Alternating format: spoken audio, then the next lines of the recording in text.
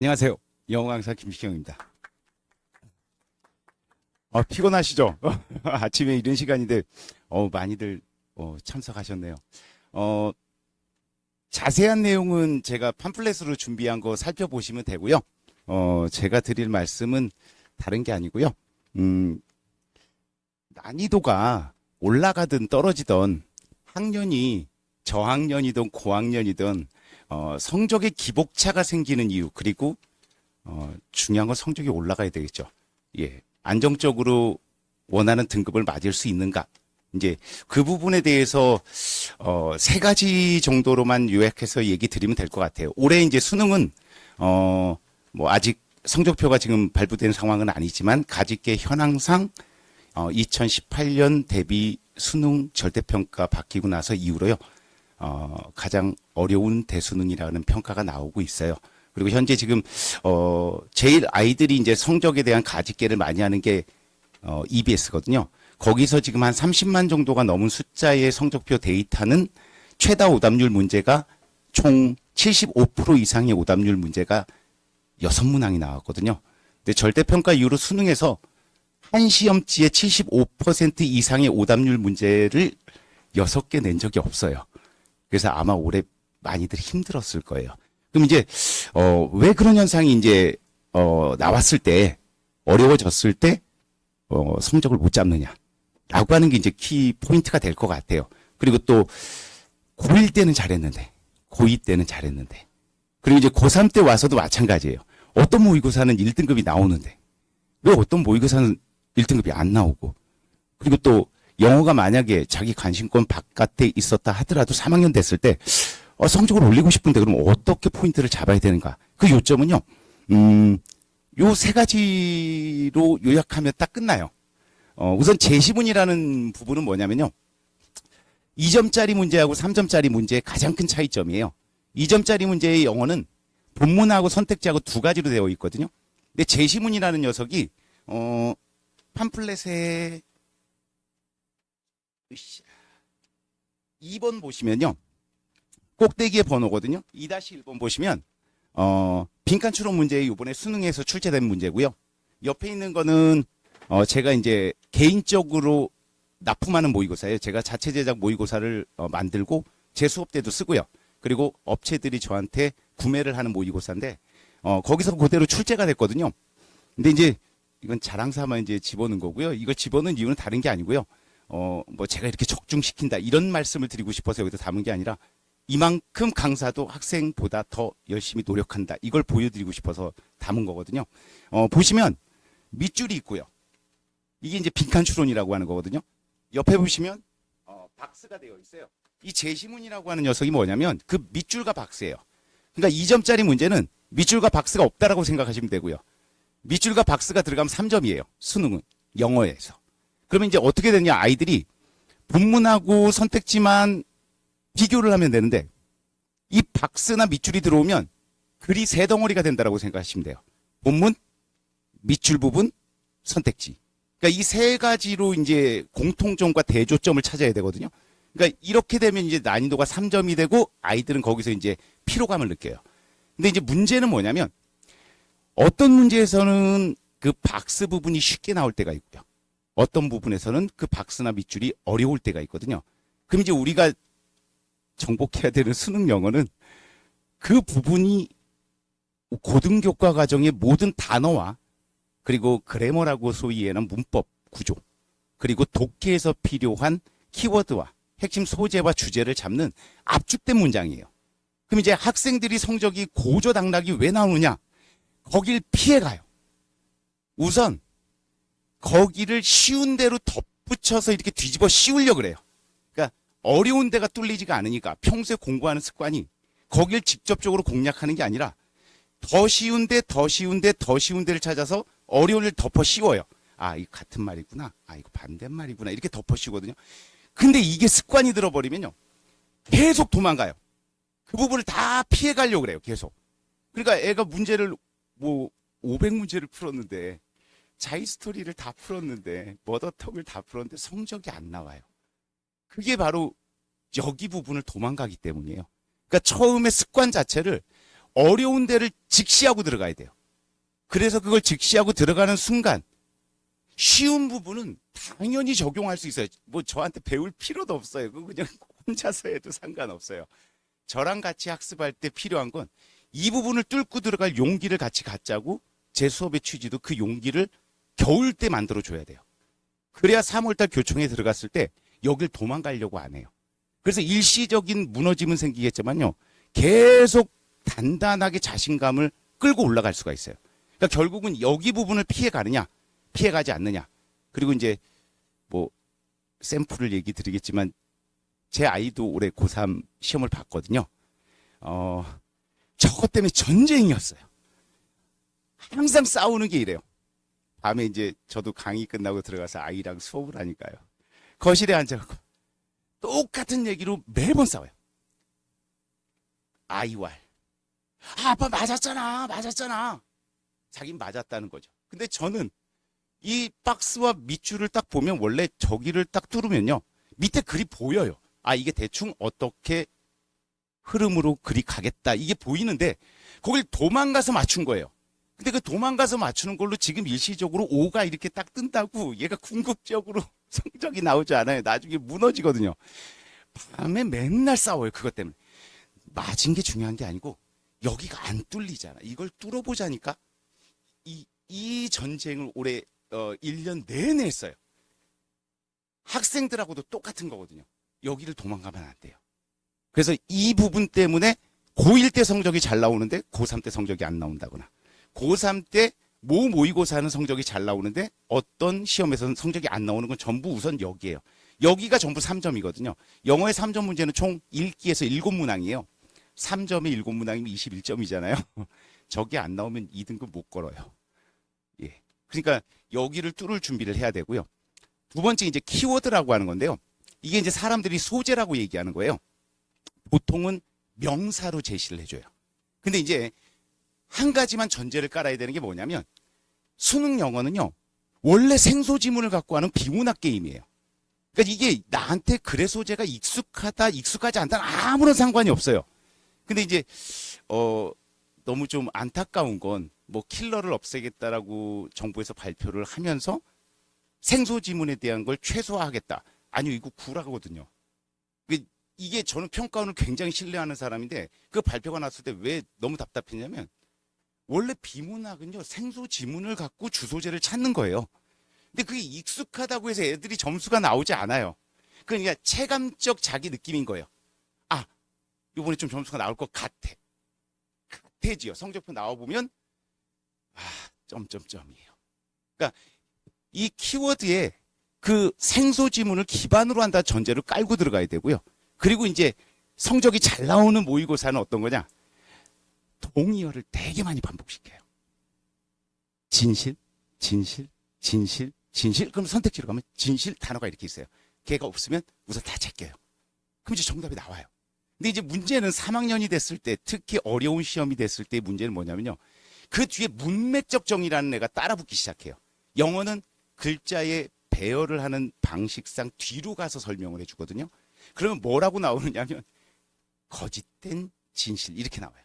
우리나라 말로는 거짓된 진실은 이제 활자로는 진실, 거짓된 이 말을 쫙 길게 늘려놔요. 그럼 이제 어떻게 되냐? 거짓된 진실하면 진실의 속성은 이 글에서는 거짓인 거예요. 그럼 거짓으로 바꿔야 돼요. 못 바꿔요. 이게 습관이 굳어져 버리면 이게 고착화 현상이거든요. 안 바뀌어요. 화석화가 돼서 이 뒤에를 치고 들어가서 덮어 씌울 생각을 못 해요. 그러니까 그걸 즉각적인 시험 시간에 해줘야 되거든요. 그걸 직관적으로 해야 돼요. 저희가 수업하는 건 훈련을 통해서 무조건 반사를 만드는 거예요. 시험 시간에 참 문맥적 정의 이 아저씨가 뒤에서 찾아서 이거 덮어 씌우라 그랬지 이런 생각할 여유 자체가 없어요. 그러니까 학원에서 1년 동안 가르치고 가르치고 호흡하는 이유는 뻔한 거죠. 그걸 억지로 자꾸 습관으로 만드는 거예요. 그럼 당연히 힘들 수밖에 없죠. 쉬운 공부가 어디 있어요. 아시지만 저도 마찬가지고. 그래서 이 키워드에서 난이도가 이제 설정이 되는 거예요. 그 문맥적 정의를 어떤 식으로 나열을 해놓느냐. 이제 그걸 돌파해야지 동일한 단어 찾기 놀이하는 건 이제 그만둬야 되는 거고요. 그 습관을 역시 겨울 때서부터 바꿔 나가기 시작해줘야 돼요. 단지 쉬운 모의고사에서 키워드가 자기가 잘 보여서 나온 점수에 만족하면 안 되고요. 그 다음에 문맥적 정의 이제 키워드가 핵심이고요. 마지막 시그널이라고 사람들이 얘기해요. 아이들이 저걸 중심으로 많이 글을 따라가요. 특히 저학년 때 잘 나오다가 고3 때 무너지는 경우가 바로 이 시그널에 있어요. 그게 두 가지거든요. 하나는 지칭이라 그래요. 또 하나는 연결사라 그래요. 그래서 이제 학부 형님들도 아시지만 뭐 for example 예를 들면 이런 말이 나오면 아 여기가 앞에하고 뒤에가 같은 내용이네 뭐 이런 식으로 이제 애들이 이제 시그널 찾아가요. 작년 수능에 지금 저희 팀에서 찾은 건 원문에서 저 시그널의 연결사 12개가 사라졌어요. 실제로 출제될 때 원문에는 분명히 있었는데 출제하고 사라져요. 그래서 이제 문제를 제가 만들고 납품하고 하는 이유 중에 하나가 평가원이 무슨 짓을 하는지를 자꾸 쳐다봐야 되니까요. 재작년에는 무려 14개가 사라졌고요. 그리고 3년 전으로 가도 16개가 사라졌어요. 그러니까 이게 원문에서 뜯어 나와서 문제를 만들 때 최대한 저 시그널에 대해서 조정을 하면서 난이도를 주기 시작해요. 근데 이제 우리가 평소에 점수가 잘 나오는 모의고사에서는 얘를 너무 선명하게 주는 거예요. 특히 교청 같은 경우. 교육청은 정확하게 이렇게 박아줘요. 이렇게. 그러니까 애들이 그걸 타고 달아요. 이렇게. 근데 갑자기 평가원으로 들어와서 특히 대수능으로 들어오면 저 시그널이 잘 안 보여요. 그러니까 거기서 이제 뒤통수를 맞았다 그러는 거예요. 학생들은요. 근데 평소에 원래 시그널을 최대한 줄인 문제를 통해서 왜 그 시그널이 거기에 들어와야 되는지를 알아야 돼요. 그러니까 그 연습을 해줘야 되는 게 쉬운 모의고사에서 점수 잘 나온 걸 어려운 모의고사에서도 똑같이 성적을 유지할 수 있는 방법이에요. 그래서 제시문에서의 밑줄과 박스파 이게 고등학교 교과 과정에서 수능 영어가 모든 어휘와 문법과 그 다음에 독해력을 저기다 다 박아놓은 걸 뚫고 들어가야 돼요. 근데 그게 탁 뚫리면요. 그 다음부터 글 읽는 건 너무 편해요. 그리고 집에 가서 아마 학생들한테 여쭤보시면 똑같아요. 빈칸 추론에 빈칸 딱 읽고요. 이게 무슨 내용이지? 라는 게 안 들어오면 그 문제 못 풀어요. 근데 학생들이 어디로 가냐? 아까 얘기했듯이.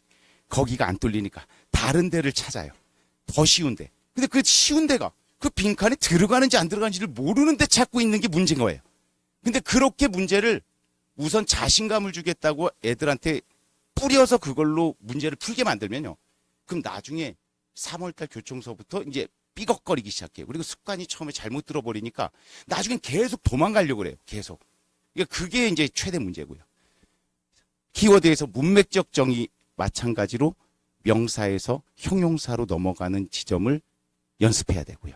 그 다음에 시그널의 그 지칭과 연결사에서 연결사가 원문에서 사라질 때 과연 나는 평소에 그걸 어떻게 인식할 것인가. 이게 머릿속에 있어야 되고요.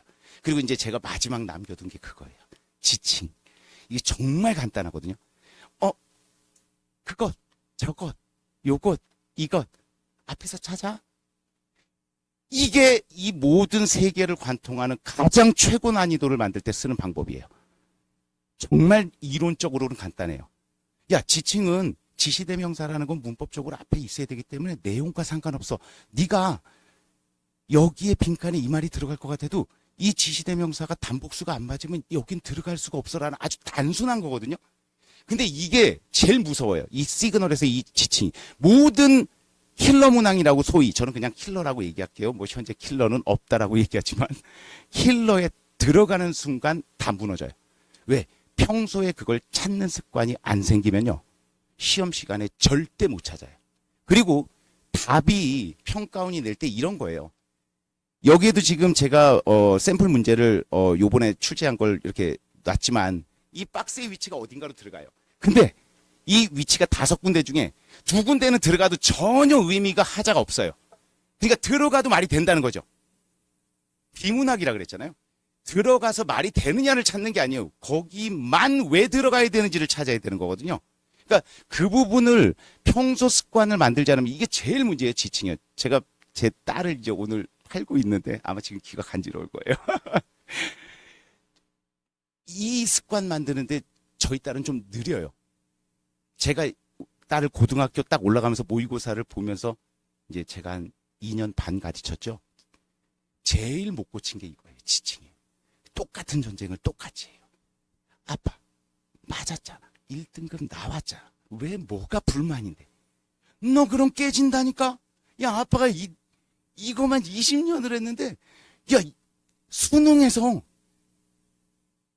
최초로 내 모의고사 역사상 아빠 가르친 학생들 중에 2등급을 맞아본 적이 없는 애가 2등급이 나오는 게 수능이고 3등급이 나오는 게 수능이고 4등급이 나오는 게 수능이야라고 얘기도 못 알아들었어요. 결국은 한 2년 동안 전쟁하고 나서 3학년 되니까 잔소리를 조금씩 듣기 시작하면서 바뀌더라고요. 제가 여기에는 많은 자랑질을 해놨어요. 제가 올해 가르쳤던 학생들의 좋은 성과 이런 것들 다 해놨는데 저는 아킬레스를 얘기하고 할게요. 올해 제일 아픈 손가락이 하나 있어요. 특히 SNT에서 가르쳤어요. 제가 올해 얘가 N수를 안 하면 조교를 시키려고 막 꼬셨어요. 올 쳐서. 야, 너 나랑 작업하자. 너 너무 잘해. 이 습관만 지키자. 이것만 하고 나하고 같이 조교하면서 문제 만들고 우리 팀에 들어와 알바해주고 알바비 일반적인 것보다 3배 줄게 막 그러면서 이제 너무 호흡이 좋았어요. 여기서 이제 가슴이 찢어진 거죠. 이 녀석이 2등급을 맞아본 적이 한 번도 없어요. 3학년 때 모든 모의고사에서 소위 뭐 대치동의 모 학원의 아주 고난도 모의고사 또한 90점 밑으로 떨어본 적이 없는데 요번 수능에 89점 나왔어요. 가채점 결과. 억장이 무너졌어요. 저도 수능장에 올해 가서 시험을 봤는데 저는 이제 영어까지만 보고 나왔거든요. 한 6시 반쯤에 전화가 왔어요. 쌤, 죄송해요. 하나를 어겼어요. 1년 동안 그렇게 얘기하셨는데 그놈의 지칭을 계속 안 찾은 거예요. 근데도 점수가 나올 정도로 똑똑한 아이였던 거죠. 그리고 나서 올해 다시 그 녀석 전화 끊고 나서 제가 모드를 좀 바꿨어요. 조금만 더 제가 물고 늘어졌으면 이런 사태는 안 생겼을 텐데. 그래서 저한테 진짜 아픈 손가락이에요. 뭐 많은 아이들을 가르쳤지만 그때가 제일 안타까운 점수에 89점이에요. 그래서 올해 제 마음가짐 다시 한번 다짐하면서 전투 모드로 지금 이제 다시 무장하고 있거든요. 맡겨주세요. 제가요 성적으로 보답할게요. 여기까지입니다.